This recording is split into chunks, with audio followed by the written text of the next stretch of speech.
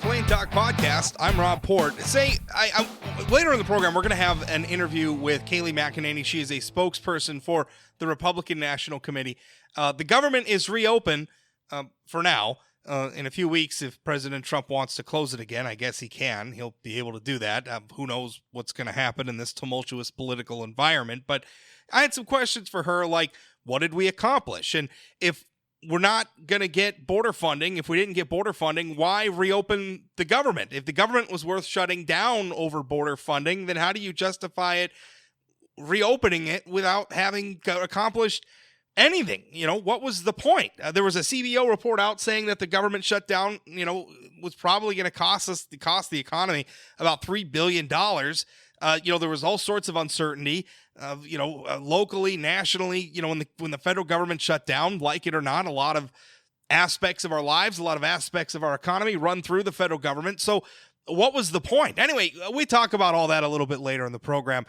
During this portion of the program, there's a couple of things I want to talk to you about. The first is fiscal notes.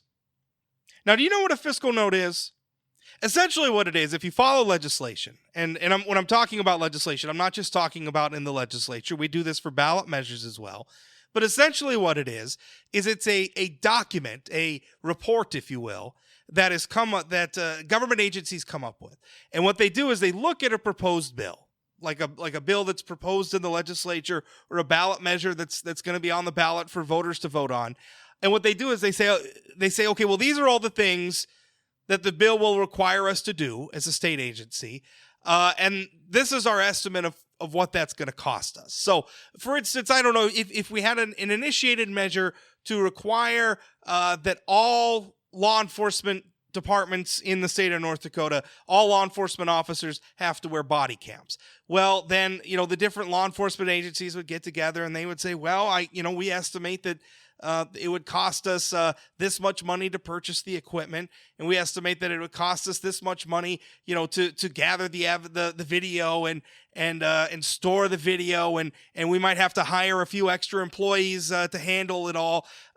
That's what they would do, and at the end of it, we would hopefully get, if not an exact representation of what the bill will cost us, at least an estimate. And this is an important part of the process, right? Because while any given bill might be a good idea, right? We might like the idea that we're going to require every law enforcement agency in the state to have body cams. If it's cost prohibitive, maybe we don't want to make that decision, right? Because there's a cost-benefit analysis to be made. So fiscal notes are an important part of the process, or they're supposed to be. The problem, though, is that a lot of times fiscal notes are manipulated for political reasons. And this happens so frequently that lawmakers actually have a term for it. They call it death by fiscal note. And what they're referring to with that is a situation in which if a state agency doesn't necessarily want a given bill to pass, what they'll do is they'll dump a really big fiscal note on it. Right? So they'll dump some inflated fiscal note on it so everybody can go around and say, oh, well, this bill is going to cost us millions and millions of dollars. And the thing is, it happens regularly. As a matter of fact, during the last election cycle, Measure 3 was on the ballot. Measure 3, if it had passed, it did not pass, but if it had passed, it would have legalized recreational marijuana in the state of North Dakota. Now, during the initiated measure process, there was the fiscal note process, and a fiscal note was presented to lawmakers. And in it, the Department of Health said that it would cost them $4.6 million to implement Measure 3. Now, that sounds like a lot of money. And you would think that, if they're saying, well, this is what Measure 3 is going to cost us, all of that money would be related to things that Measure 3 requires, right? Things that the measure actually mandates, except it wasn't. Of that $4.6 million price tag they stuck on Measure 3, $3.8 million of it was for a marketing campaign to warn the public about the dangers of marijuana. Now, you and I maybe can have a debate about whether or not such a public service campaign would be necessary. I'm not so sure that it is. I feel like North Dakotans are pretty familiar with marijuana at this point.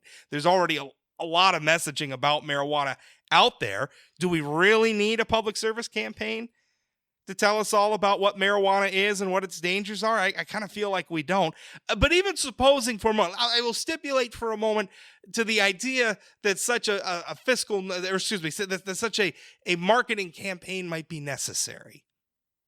It's not something that's required by Measure 3. Measure 3 put in place no such requirement in the law. So whether or not it's a good idea, that's a matter for separate debate. Measure 3 didn't require it. Setting that $3.8 million marketing campaign as an expense of Measure 3 is misleading. But it was clear the Department of Health didn't want Measure 3 to pass, so they stuck a big price tag on it, which, by the way, isn't the first time they did that with the marijuana measure. During the debate over medical marijuana, which was during the previous election cycle, the 2016 election cycle, the Department of Health came and dropped an $8.7 million fiscal note on that ballot measure. Now, when I was writing a column about the Measure 3 fiscal note, one lawmaker told me, he said, for fiscal year ending June 30th, 2018, their actual cost was $363,000. Funny how that works, isn't it? They said the cost was going to be $8.7 million. So far through June 30th of last year, it was $363,000. Not even close. So there's the problem. Now, there's another situation here in the 2019 legislative session. In fact, I'd be willing to wager that there are multiple instances of the quote-unquote death by fiscal note phenomena in the legislature. But one particularly egregious example is a piece of legislation, HB 1264, introduced by Representative Jake Blum, which would increase the speed limits on North Dakota's multi-lane highways and interstates. Now, I had Representative Blum on the program, and we talked a little bit about the fiscal note situation. I just got a gander at the fiscal note attached to HB 1264 by the Department of Transportation today, and they're saying that it would cost the state nearly $5 million to implement. Now, I can tell you that's not the cost of going around and hanging new speed limit signs. I mean, certainly there's a cost associated with that, and we should understand what that cost is because we would have to change the speed limit signs on the highways, and that does have a cost, and we should know what that is. But it ain't $5 million. The cost of that's a couple $100,000. The bulk of that nearly $5 million figure that the Department of Transportation is putting out there is they're claiming that they would have to re-engineer all of the state's on-ramps and exit ramps because of the larger speeds, the faster speeds allowed on multi-lane highways in the state of North Dakota. Now, this is absurd. This is silly. They wouldn't really have to go out and dig up all the exit ramps, all the on-ramps, all the exit ramps to do this. They wouldn't have to do that at all. Instead, it's just the Department of Transportation not really wanting us to raise our speed limits, and so applying the death by fiscal note tactic. Now, this is a real problem, though, because the thing is we're supposed to rely on these fiscal notes. In fact, we should be able to rely on them. They're a good thing. We want an accurate accounting of what a piece of legislation, what a proposal is going to cost us. That should be part for all of us. I mean, if you're considering voting for an initiated measure, or you're considering supporting a particular bill or resolution down in Bismarck, you should be able to rely on the fiscal note. You should be able to look up the fiscal note. It's right on the legislative website and look at it and say, oh, okay, well, this bill's going to cost this and it's going to cost that. And I'm okay with that cost. That's an acceptable amount of cost. Ergo, I'm going to support this bill. Or you could say, it costs too much. I'm not going to support it. Either way, you should be able to rely on the data. But when state agencies are playing politics with that data, well, now you can't rely on them anymore. And that subverts the political process. Not a good thing. All right, the other thing I wanted to talk about is Senator Heitkamp did an interview with my colleague, Mike McEnany, and it was, as you might imagine, a pretty softball interview because that's the sort of interviews that Senator Heitkamp has always done. She's always avoided her critics. She's always sought out, credulous media types who aren't really going to call her on the mat on anything. But I thought it was interesting because where Senator Heitkamp is at in her career right now is in the myth-making phase. She just lost the national election. Now she has to go back and create some mythology around why that happened. This is what politicians always do. It's never just that they had the wrong ideas or that the voters rejected them. There's always some other reason for it. Now, if you look very closely, and I wrote about this at sayanythingblog.com, but if you look at this very closely, Senator Heitkamp's kind of blaming the fossil fuel industry and saying that, she thought it was ironic that they didn't support her because she was such a great champion for them. I can read you some actual quotes. This is what she said. She said, I quote, here she's talking specifically about the coal industry. I quote, "They rolled the dice that we're going to bet only on politics, and the demographics of politics are not good for the coal industry." And this is what she said. Now, she also takes a shot at the oil industry. She says this: "That's the great irony. The single most important thing that happened for the oil industry in the last 20 years in Congress was the opening of the oil exports, which I led, and wouldn't have happened if I wouldn't have done it." So Senator Heitkamp's out there. She's kind of saying, well, it's ironic that they didn't, vote for me. It's ironic that they didn't support me. And I read that, and I thought it was a pretty arrogant thing to say. Right? I mean, you're essentially telling voters, you dumb rubes, it's ironic that you didn't support me. It's ironic that you weren't smart enough to realize that I was the best person for you. Now, the reason why I called this some myth making is that Senator Heitkamp is saying, trying to make it seem like this is all just about the energy industry. This is all just about fossil fuels. And, given how much Senator Heitkamp's political party dislikes fossil fuels, that's an easy thing to blame as she morphs into a cable news talking head and a kind of sort of academic. She's got something going on at Harvard or whatever. I think that's the sort of explanation for why she lost, that those sorts of people are going to eat up. But what she's missing, and I think this is very, very important, is that if you look at the election map, and I'm looking at it right now, and you compare, by the way, you can look up these county by county vote outcome maps on the Secretary of State websites in the election results if you want to look at them yourself.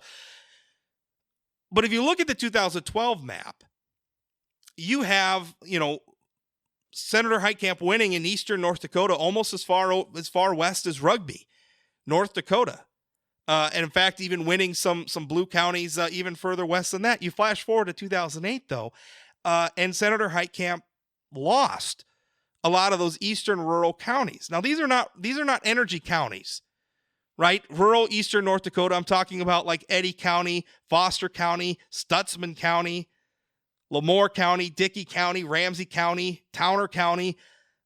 These are not really energy counties, right? The energy counties are further west. Right? The coal counties, the oil counties, for the most part, they're further west. The eastern, these are the farm counties. These are the ranching counties. There's obviously agriculture in western North Dakota as well, but the primary industry of these areas is agriculture. And Senator Heitkamp lost them, meaning she didn't just lose the coal people, and she didn't just lose the oil people, but she lost a hell of a lot of the farm people too.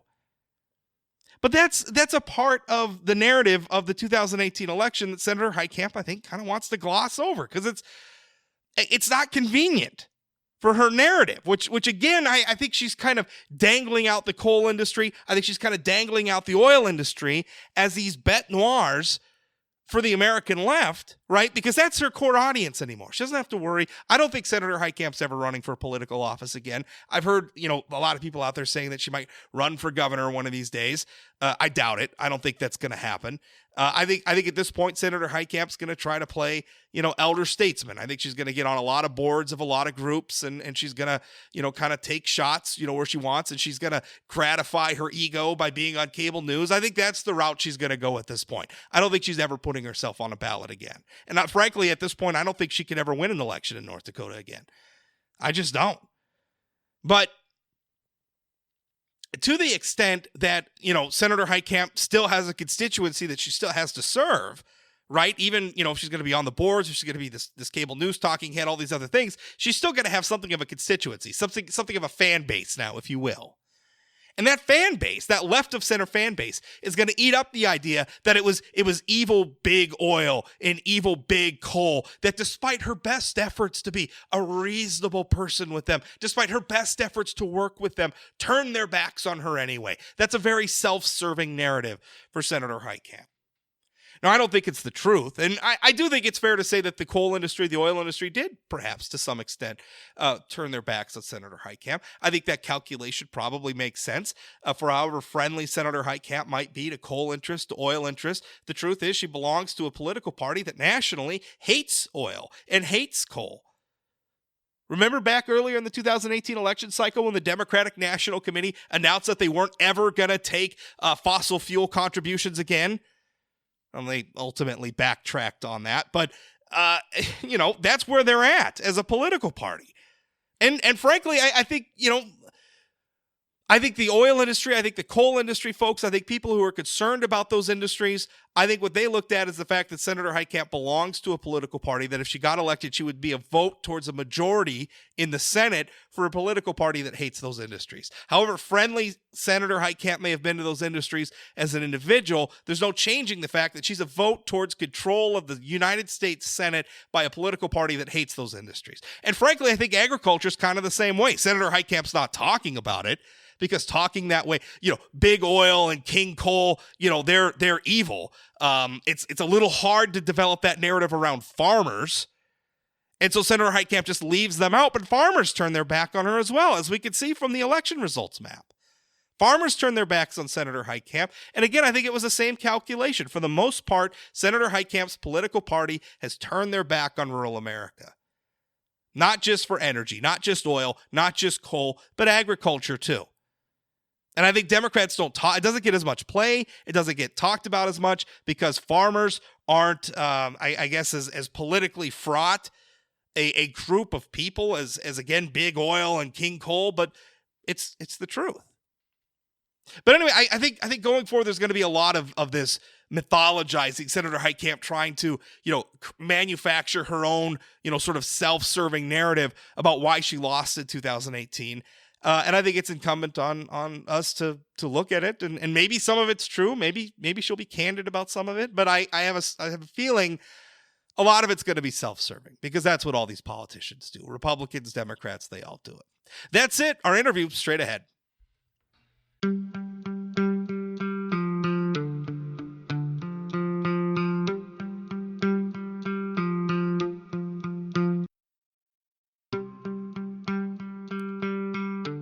I have with me RNC National Spokesperson Kayleigh McEnany. Kayleigh, how are you? Hey, I'm doing great. How are you, Rob? Pretty good. So we just came through what was the longest government shutdown in American history. The government's getting back to work, but it's a temporary back to work thing. There's still a lot of issues to resolve. But let me ask you, what if anything has the federal government shut? What did we accomplish? Well, what we've accomplished is gaining the unfortunate knowledge that Democrats don't care about border security. They pay lip service to it. But make no mistake, they don't care one iota.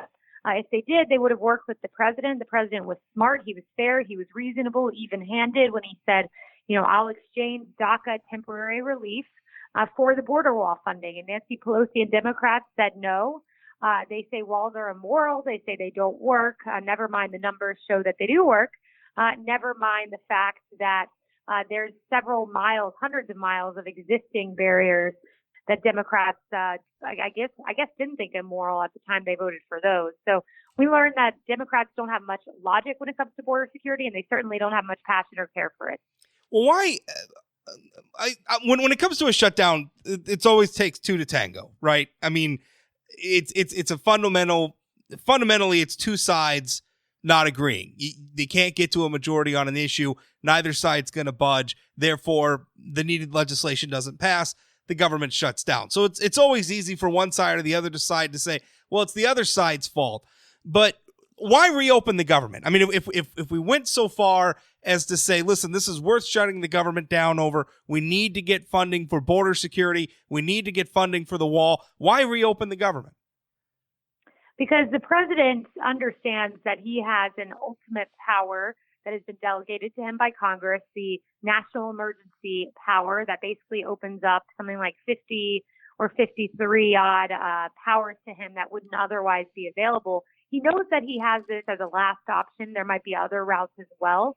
He'd prefer to work with Congress. And I think, why reopen the government? He's showing the American people he is taking every reasonable measure and effort to compromise before taking any ultimate measure outside of Congress to secure that funding. So I think he's shown the American people, I'm willing to compromise and negotiate. And there's several examples of that, of him adding the $800 million in humanitarian funding to his compromise, the DACA offer, reopening government. He's showing himself to be the reasonable party ahead of potentially taking action on his own unilaterally to make sure that wall gets built. Isn't there what I have heard some say is that the president's losing leverage, right? I mean, the whole point of shutting down the government is it's a leverage point. It's saying, listen, we're going to create some pain out there because obviously that's what it does. I mean, it's here in North Dakota. We looked at a lot of local businesses. For instance, there were brewers in Fargo that needed to get labeling approved so they could get some of their new product on the market. We had farm service agencies closed down. I mean, that has a lot of impacts in North Dakota.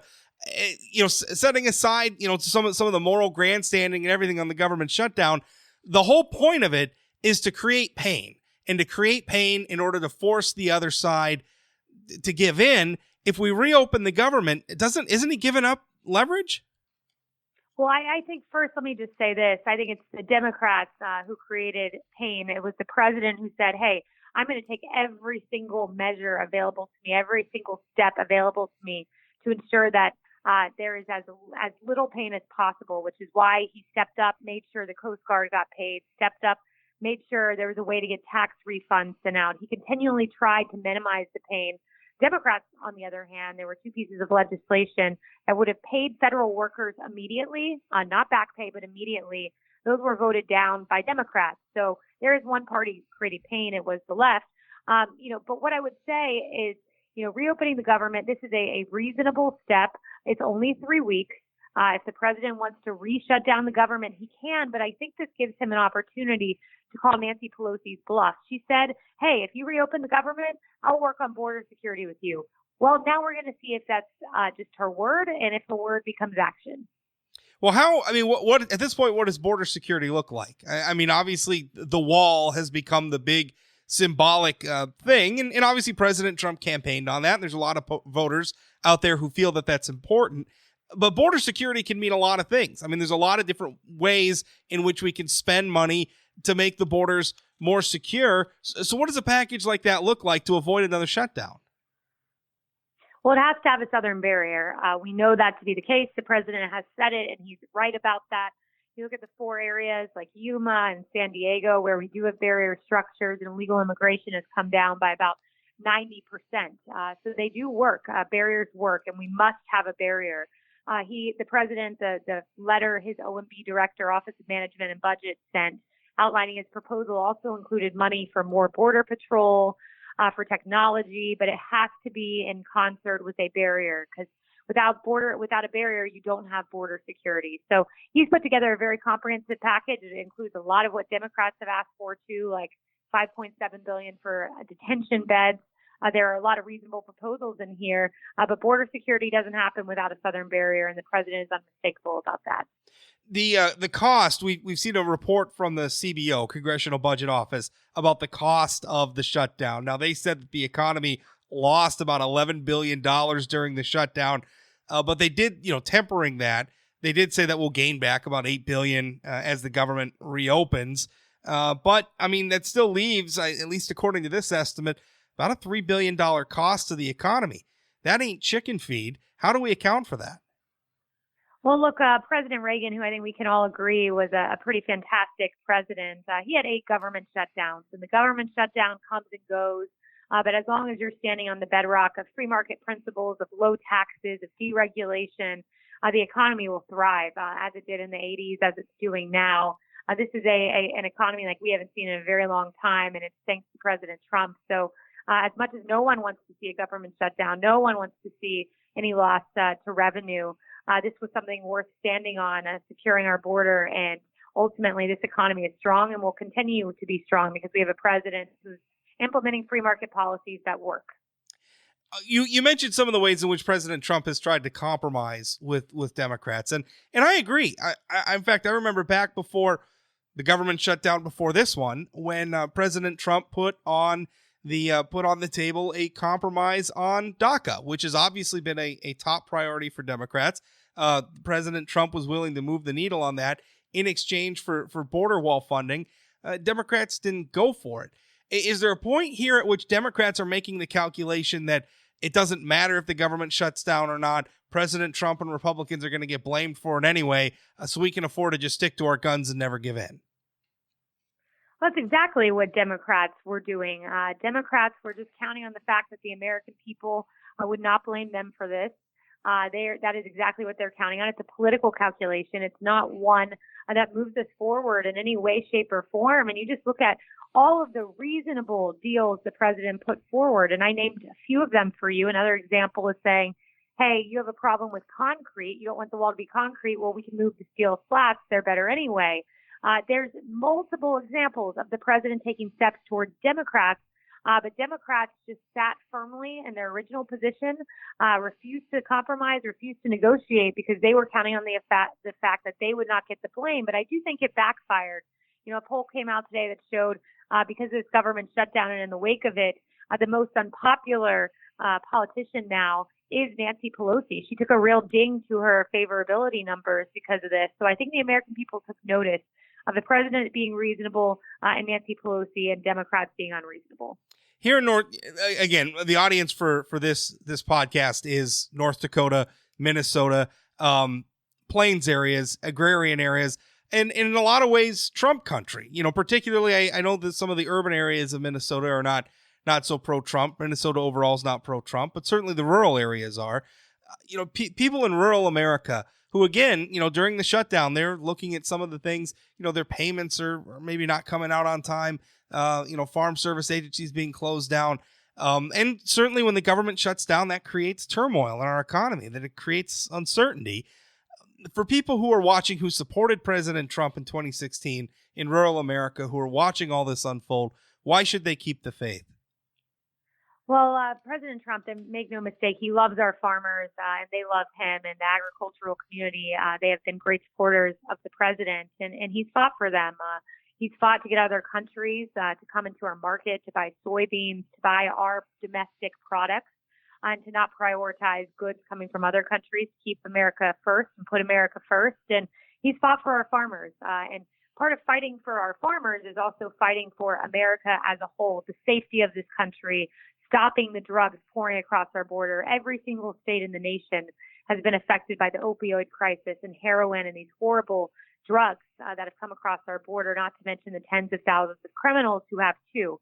So standing for border security is standing for our nation as a whole. It's standing for sovereignty. But make no mistake, he stood for farmers every step of the way and will continue to. Let's switch gears and talk about this, you know, the State of the Union. The fight over the State of the Union is almost a microcosm for what's wrong in Washington, where, I mean, at the very least, the president should be able to come and address Congress and talk about these issues. But Democrats are having none of it. Do you feel, I've heard some people speculate that this is part of an overall Democratic effort at deplatforming. And not just the Democratic Party or Democratic politicians specifically, but the left in general. We've seen, you know, we heard media types, you know, talking about whether or not President Trump should get airtime to address the nation when he requested it, you know, that they didn't want to give him a platform. Now Nancy Pelosi doesn't want him to deliver the State of the Union speech. Is this deplatforming? I mean, is this just about silencing the opposition?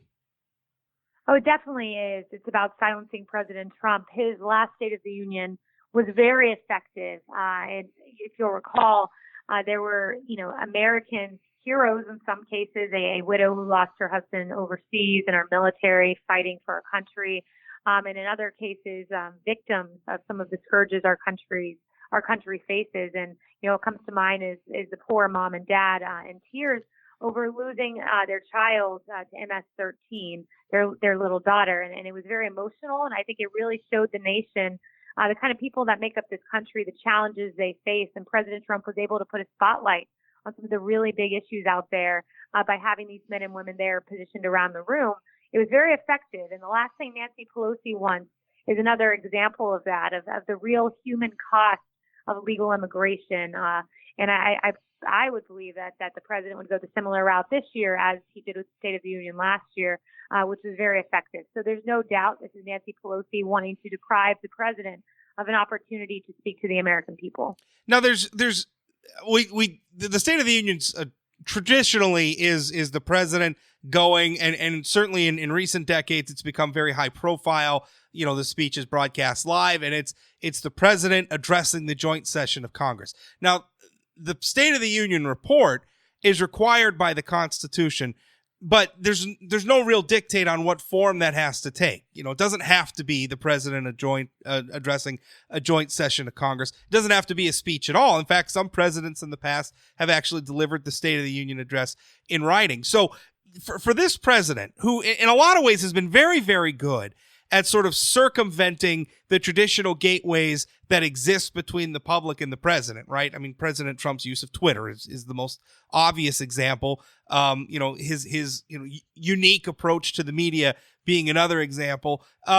He normally doesn't have any problem being, getting outside of that tradition and communicating directly. So why not hold the State of the Union somewhere else, right? I mean, you could still deliver the State of the Union report to Congress and fulfill the constitutional obligations, but if they're not going to let them actually give the address, then why not do it, for instance, here in North Dakota, where our Senator Kevin Cramer has invited President Trump, and I know people from other parts of the country have as well, but why not come to a place like North Dakota to deliver the State of the Union? Our president loves traveling all across the nation. It's why he does his rallies. He loves being around the American people. It's just, you can see it every time he's out there. I think the State of the Union is something that it's very sacrosanct. It's an American tradition, as you noted. It's a constitutional obligation, though, as you also noted, it can't be in writing.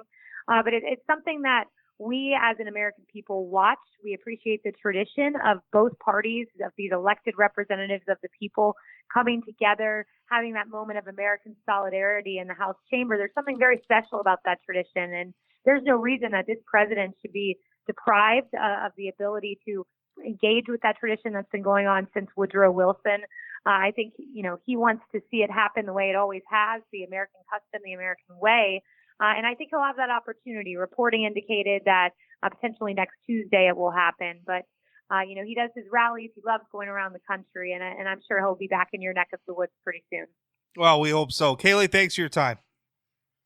Thank you so much.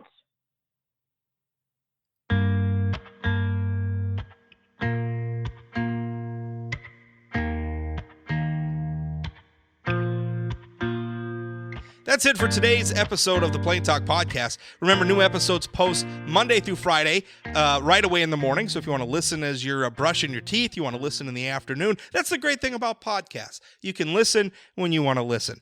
You can subscribe to the Plain Talk Podcast on basically all of the most popular podcasting services out there. Spotify, iTunes, Apple Podcasts, the Google Play Music Store, Google Podcasts. If you want to find the RSS feed for the Plain Talk Podcast, the link is at sayanythingblog.com. Click on the Plain Talk Podcast menu link, and you'll go there and you'll see the RSS link, and it's very, very easy. Also, all new episodes are posted at sayanythingblog.com, so if you just want to go to the blog post and click play, well, you could do it that way as well.